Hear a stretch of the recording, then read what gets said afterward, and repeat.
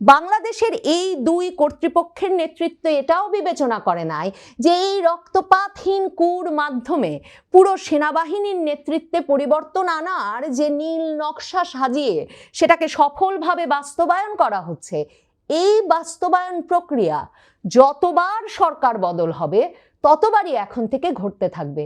তাহলে যতবারই সরকার বদল হবে ততবারই এমন ঘটনা ঘটলে সেই সেনাবাহিনী কি করে রাষ্ট্রের প্রতিরক্ষায় সংঘবদ্ধ হয়ে তার ইন্টেগ্রিটি, তার দক্ষতার সর্বোচ্চটুকু দিয়ে কাজ করে যেতে পারবে।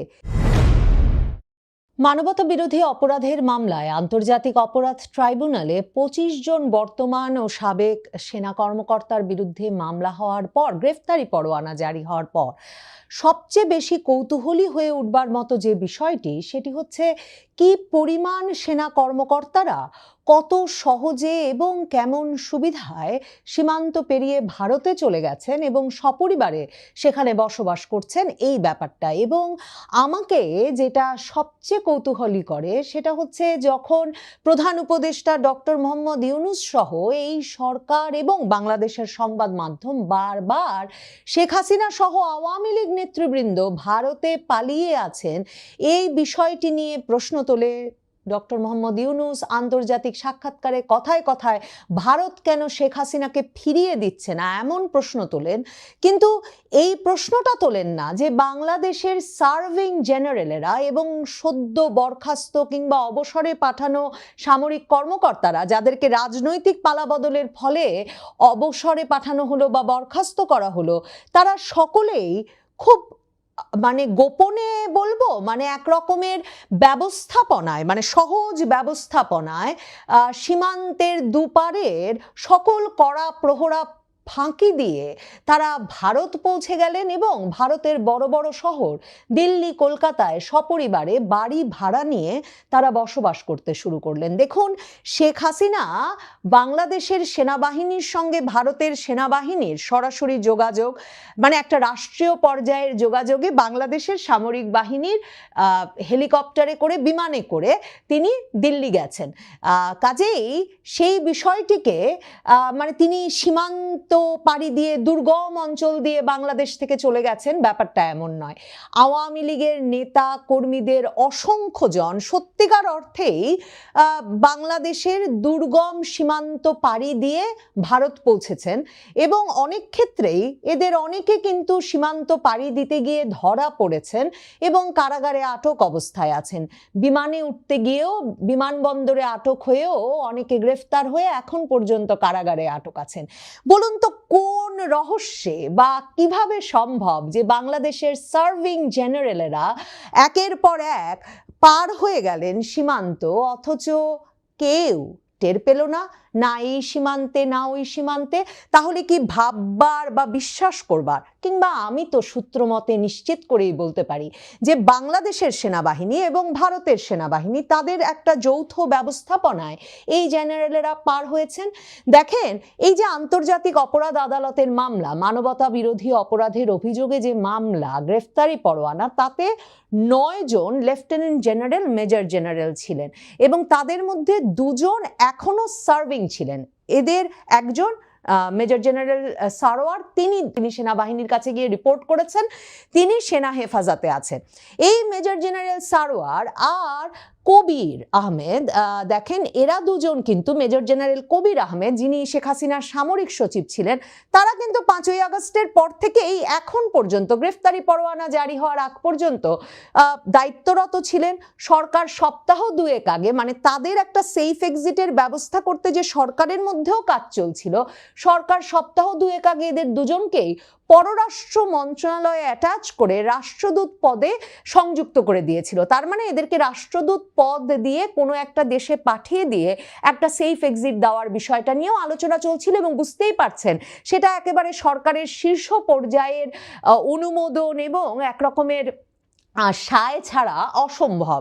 এরপর এই গ্রেফতারি পরোয়ানা যেদিন জারি হয়ে গেল, সেনা সদর দপ্তর থেকে সংবাদ সম্মেলন করে 11 তারিখ জানানো হলো 8 তারিখে গ্রেফতারি পরোয়ানা জারি হওয়ার পর যে তারা গ্রেফতারি পরোয়ানা পান নাই বটে, কিন্তু স্ক্রল দেখেই সকলকে রিপোর্ট করতে বলেছেন এবং তারা রিপোর্ট করা মাত্র অভিযুক্ত যে সার্ভিং যে 15 জন ছিলেন তাদেরকে তারা হেফাজতে নিয়ে এসেছেন। একজন অনুপস্থিত এবং তাকে তারা এখন ইল্লিগালি অ্যাবসেন্ট ঘোষণা করতে চান, তিনি এই মেজর জেনারেল কবির আহমেদ।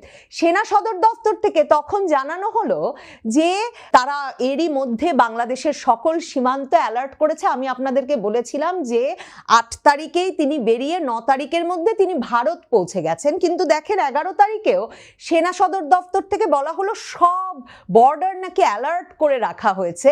আর এখন আমার দেশ পত্রিকা নিশ্চিত করে খবর দিচ্ছে যে সপরিবারে মেজর জেনারেল কবির আহমেদ কলকাতায় ফ্ল্যাট নিয়ে বসবাস করা শুরু করেছেন এবং ওই একই পাড়ায় ডিজিএফআই এর সাবেক মহাপরিচালকদের একজন লেফটেন্যান্ট জেনারেল আকবর, তিনিও সেই একই পাড়ায় বাস করছেন, একই মানে অ্যাপার্টমেন্ট কমপ্লেক্সে তিনিও বাস করেন। আচ্ছা বলেন তো, একজন মেজর জেনারেল যার বিরুদ্ধে গ্রেফতারি পরোয়ানা জারি হলো এবং সেনা সদর দপ্তর গ্রেফতারি পরোয়ানা জারির 3 দিন বাদে সংবাদ সম্মেলনে বললেন যে তারা যখন সেখানে সেই মেজর জেনারেল কবিরের বাড়িতে লোক পাঠিয়েছেন তখন বাড়ির লোকে বলেছেন তিনি 8 তারিখে আইনজীবীর সাথে কথা বলবেন বলে যে সকালবেলা বেরিয়েছেন আর ফেরেন নাই। তখনও কিন্তু সেনা সদর দপ্তর থেকে জানানো হলো না যে তার বাড়ির লোকের মধ্যে আসলে তার স্ত্রী সন্তান কেউ নাই, কারণ আমার দেশ এখন খবর দিচ্ছে যে সপরিবারেই তিনি চলে গেছেন। এই জেনারেলেরা প্রত্যেকে ডিজিএফআই এর 5 জন যে সাবেক মহাপরিচালকের বিরুদ্ধে মামলা হয়েছে, সেই 5 জন জেনারেলই কিন্তু সপরিবারে ভারতে বাস করছেন। এই 9 জন যে সাবেক বর্তমান মিলিয়ে জেনারেল লেফটেন্যান্ট জেনারেলদের বিরুদ্ধে মামলা হলো, তার 8 জনই এখন তার মানে সপরিবারে ভারতের বড় শহরে ফ্ল্যাট বাড়ি ভাড়া করে থাকছেন। আপনারা কি মনে করেন বা কোনো যুক্তিসঙ্গত ভাবে দেখলে কেউ কি মনে করবেন যে আসলে এই জেনারেলেরা সীমান্তের দুর্গম অঞ্চল সাঁতরে দৌড়ে হামাগুড়ি দিয়ে পার হয়েছেন পরিবার নিয়ে? সেনা ব্যবস্থাপনায় এক পাশ থেকে আরেক পাশে তাদেরকে পার করা হলো এবং ভাববার কি কোনো কারণ আছে যে পার্শ্ববর্তী একটি দেশের সামরিক বাহিনীর সেনা কর্মকর্তারা, শীর্ষস্থানীয় সামরিক কর্মকর্তারা ভারতের বড় বড় শহরগুলোতে বাস করছেন আর ভারত সরকার সেটা জানেন না? কাজেই পালিয়ে আছেন বললে কি পালিয়ে আছেন বলে ভাববার কারণ আছে, নাকি তারা ভারত সরকারের আশ্রয়ে আছেন, ভারত সরকারের আতিথ্যে আছেন? এই প্রশ্নগুলো তো আপনার আমার তোলার কথা না, এই প্রশ্নগুলো তোলার কথা বাংলাদেশের বর্তমান সরকার ইউনূস সরকারের। কেন সেই 2024 সালের 5ই আগস্ট থেকে ক্রমাগতভাবে বাংলাদেশের সেনাবাহিনীর শীর্ষস্থানীয় জেনারেলদের ভারত চলে যাওয়ার সুযোগ দেওয়া হচ্ছে? বাংলাদেশ সেনাবাহিনীর ভেতরে কারা সেই ব্যবস্থা করছে? কেন ভারত সরকার তাদেরকে সাদরে গ্রহণ করছেন এবং কেন তারা ভারত সরকারের আশ্রয়ে থাকছেন? এই প্রশ্নগুলো বাংলাদেশের সরকার তুলছে না কেন? তার মানে কি বাংলাদেশের সরকার আসলে চেয়েছে যে বাংলাদেশের সেনাবাহিনীর শীর্ষ জেনারেলদের পদে এমন একটা রদবদল আসুক, কোনো রক্তক্ষয় ছাড়া, মানে কোনো সামরিক অভ্যুত্থান নাই, কোনো কু নাই, কিন্তু এমন একটা রদবদল আসুক যার ফলে যেই শীর্ষস্থানীয় জেনারেলদেরকে বাংলাদেশের বর্তমান সরকার কিংবা বাংলাদেশের 2024 সালের জুলাই আগস্ট আন্দোলনের বিজয়ী পক্ষ, ছাত্রদের পক্ষ জাতীয় নাগরিক পার্টি, জামায়াতে ইসলামী, বিএনপি, যেই জেনারেলদেরকে আওয়ামী লীগ পন্থী বলে মনে করে, তাদের সঙ্গে তাদের একটা তার মানে আপোষ রফা হয়ে গেছে যে তারা নিরাপদে বাংলাদেশ থেকে ভারত চলে যাবেন এবং তারপর তারা সেই জেনারেল পদগুলোতে তাদের বিশ্বাসী লোকদের বসাবেন। মানে একটা সামরিক অভ্যুত্থান ছাড়া, রক্তক্ষয় ছাড়া সেনাবাহিনীর ভেতরে বড় ধরনের রদবদল আনবার জন্যেই কি এমন একটা পরিকল্পনা, এমন একটা ব্যবস্থা, এমন একটা উদ্যোগ নেওয়া হলো? আমি তো না হলে ভেবে কোনো কুল কিনারা পাই না যে যেই দেশের সরকার প্রধান ডক্টর মোহাম্মদ ইউনূস শেখ হাসিনার বিচারের জন্য শেখ হাসিনাকে কেন ফেরত দেওয়া হচ্ছে না সেটারও কোনো কাগজপত্র ঠিক মতো ভারত সরকারকে বাংলাদেশ সরকার পাঠায় নাই, কিন্তু সেটা নিয়ে কথায় কথায় কথা বলেন। কিন্তু বাংলাদেশের নিরাপত্তার জন্য এমন স্পর্শকাতর একটা বিষয়, বাংলাদেশের পাঁচজন সেনা গোয়েন্দা সংস্থার প্রধান এখন ভারতের আশ্রয়ে, বাংলাদেশের শীর্ষস্থানীয় সেনা কর্মকর্তারা এখন ভারতের আশ্রয়ে, অথচ এবং তাদের সকলের নামে মামলা আছে, গ্রেফতারি পরোয়ানা আছে, কিন্তু তাদেরকে কেন ভারত সরকার ফেরত দিচ্ছে না সে বিষয়টা নিয়ে কেন ডক্টর মোহাম্মদ ইউনূস, তার সরকার কিংবা পররাষ্ট্র মন্ত্রণালয় মানে কোনো পক্ষ কথা বলছে না? এমনকি বাংলাদেশ সেনাবাহিনী কেন এই বিষয়টা নিয়ে কথা বলছে না? সর্বশেষ যে ঘটনাটা ঘটলো, মেজর জেনারেল কবিরের ক্ষেত্রে যে ঘটনাটা ঘটলো, সরকারের ভেতর কে তাকে তিনি বিচারের মুখোমুখি হতে পারেন ভেবে সেফ এক্সিট দিয়ে পররাষ্ট্র মন্ত্রণালয়ে রাষ্ট্রদূত করে পাঠাতে চাচ্ছিল, আর কেই বা 8 তারিখে গ্রেফতারি পরোয়ানা জারি হওয়া মাত্র তাকে ভারত পৌঁছে দেওয়ার ব্যবস্থা করলেন? মানে তার জন্য কি হেলিকপ্টার এলো আর তুলে নিয়ে গেল? মানে বাংলাদেশ সেনাবাহিনী হেলিকপ্টার করে পাঠিয়ে দিল? নাকি দেখেন আমেরিকা থেকে ইলিয়াস হোসেন বিরাট করে জনগণের উদ্দেশ্যে ডাক দিলেন যে তামাবিল সীমান্ত আরো কোন কোন সীমান্ত দিয়ে কোনো রকম ট্রাক এখনো পার হয় নাই, আপনারা সব পাহারা দিতে থাকেন। কিন্তু সেই তামাবিল সীমান্ত দিয়েই তিনি পার হয়ে গেছেন বলে এখন আমার দেশ পত্রিকা খবর দিচ্ছে। তো একজন সেনা কর্মকর্তা, শীর্ষস্থানীয় সেনা কর্মকর্তা, তার পরিবার নিয়ে সীমান্ত পার হয়ে গেলেন যখন তার নামে সারা বাংলাদেশে শিরোনাম হওয়া একটা গ্রেফতারি পরোয়ানা জারি হয়েছে। দেখেন, আমার দেশ পত্রিকা তাদের সূত্রে এর চেয়েও যেই কথাটা বলছে, গুরুতর কথা, মানে কি বলবো, যে সারা জাগানো যে তথ্য দিচ্ছে, তারা বলছে যে যেহেতু কবির আহমেদ ধারণা করছিলেন, এই মেজর জেনারেল ধারণা করছিলেন যে তারও হয়তো বিচারের জন্য তার নামেও মামলা হবে এবং তাকেও ভারত চলে যেতে হবে, তিনি নাকি পুরো সেপ্টেম্বর জুড়েই রেকি করছিলেন। মানে তিনি রীতিমতো, আমার ধারণা, মানে কলকাতায় রেকি কি, মানে কলকাতায় গিয়ে ঘরবাড়ি দেখে আসছিলেন এবং বারবার সেপ্টেম্বরে তিনি নাকি কলকাতা থেকে আসা যাওয়া করছিলেন। ভাবুন তো, বাংলাদেশের একজন শীর্ষস্থানীয় সরকারি কর্মকর্তা বারবার ভারতে যাচ্ছেন আসছেন, কিন্তু সরকারের কেউ জানতে পারছে না, সেনাবাহিনীর কেউ জানতে পারছে না। এও কি সম্ভব? এও কি বিশ্বাসযোগ্য?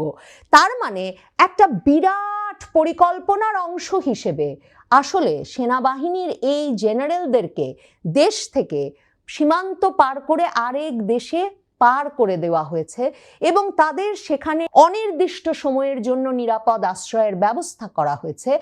সেই ক্ষেত্রে দেশের সংবেদনশীল তথ্য, গোয়েন্দা তথ্য, দেশের নিরাপত্তা, প্রতিরক্ষা বাহিনীর মর্যাদা, এই কোনো বিষয় বাংলাদেশের সেনাবাহিনীর নেতৃত্ব কিংবা বাংলাদেশের সরকারের বর্তমান নেতৃত্ব বিবেচনা করে নাই। বাংলাদেশের এই দুই কর্তৃপক্ষের নেতৃত্ব এটাও বিবেচনা করে নাই যে এই রক্তপাতহীন কুর মাধ্যমে পুরো সেনাবাহিনীর নেতৃত্বে পরিবর্তন আনার যে নীল নকশা সাজিয়ে সেটাকে সফলভাবে বাস্তবায়ন করা হচ্ছে, এই বাস্তবায়ন প্রক্রিয়া যতবার সরকার বদল হবে ততবারই এখন থেকে ঘটতে থাকবে। তাহলে যতবারই সরকার বদল হবে ততবারই এমন ঘটনা ঘটলে সেই সেনাবাহিনী কি করে রাষ্ট্রের প্রতিরক্ষায় সংঘবদ্ধ হয়ে তার ইন্টেগ্রিটি, তার দক্ষতার সর্বোচ্চটুকু দিয়ে কাজ করে যেতে পারবে?